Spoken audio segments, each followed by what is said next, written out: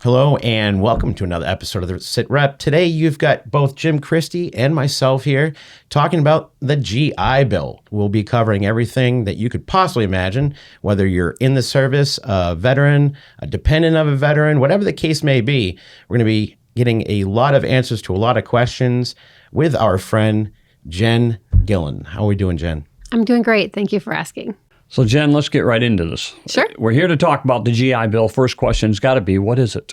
The GI Bill is an education benefit that was designed by the VA in order to help active duty service members, their families, and veterans all alike get an education that they want, and then at that time pursue on to other endeavors that they have in their life, whether it's for their careers or it's for creating something for their community. But ultimately, it's just a great tool to use to better your education benefit. Is there more than one type of GI? I know when I was in 70s, 80s, and 90s, so I've seen a lot of GI bills. I don't even remember what the first one was called, but I remember the Montgomery GI Bill, which is about the time I got out again, I think. But what different types of the GI bills are there?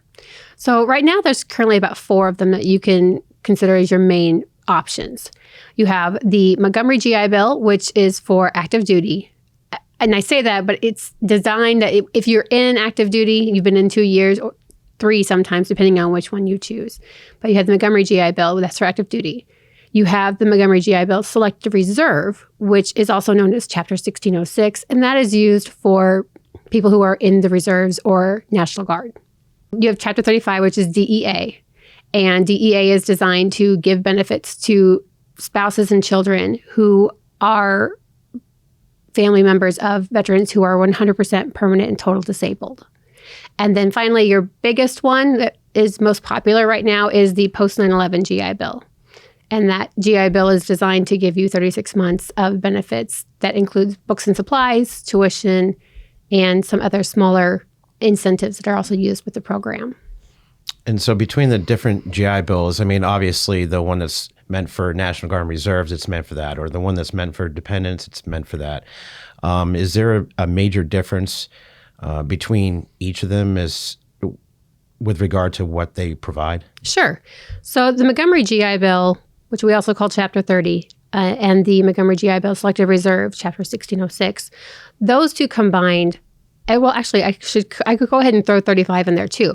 All 3 of those actually pay the person who was applied directly. So the difference between that is like you will get a certain amount of money depending on your time in service and how much you're attending school. So if you're attending half-time, the rate would be lower than if you're attending full-time. But that money goes directly to the person who's going to school.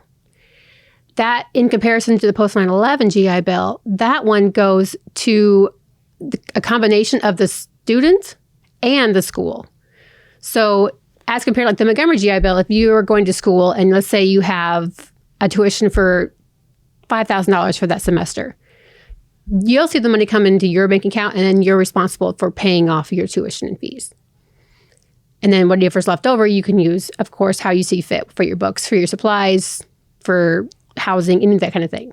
But with the post 9/11, what we do is that the school then turns in your enrollment, and they include on that enrollment their tuition fee amounts. Then that amount of money is then applied directly to the school from the VA.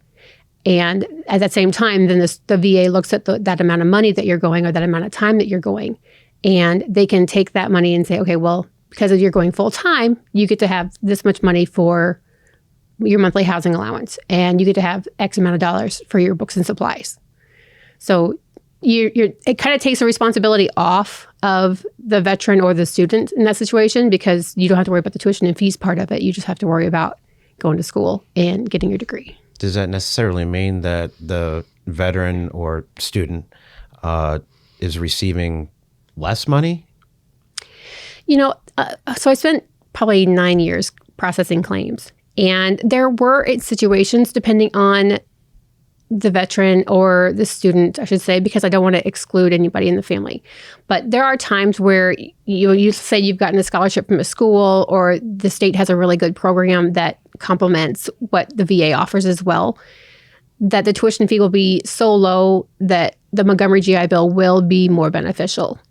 But overall, the post 9/11 does pay more than what the Montgomery GI Bill will.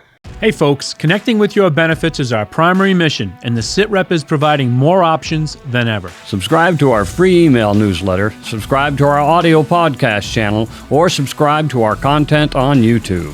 For details and links, check out the description below.